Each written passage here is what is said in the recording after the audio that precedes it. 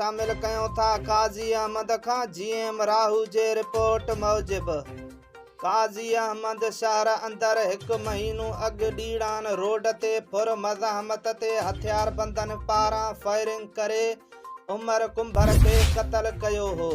क़तल case में मुलवस एक जवाबदार करीम बस्को उर्फ करू खोसो खे काज़ी अहमद पुलिस कराची मां गिरफ़्तार करण जी दावा कई। DSP SHO काज़ी अहमद प्रेस कॉन्फ्रेंस कंदे चयो त असां राति ॾींहुं महिनत करे मुलवस जवाबदार करीम बस्को उर्फ करू खोसो खे कराची मां गिरफ़्तार कयो, जंहिं ॾोह जो एतराफ़ कयो आहे। ॿियो जवाबदार मलूक उर्फ कासाई जतोई रूपोश आहे, जंहिंखे जल्द गिरफ़्तार कयो वेंदो।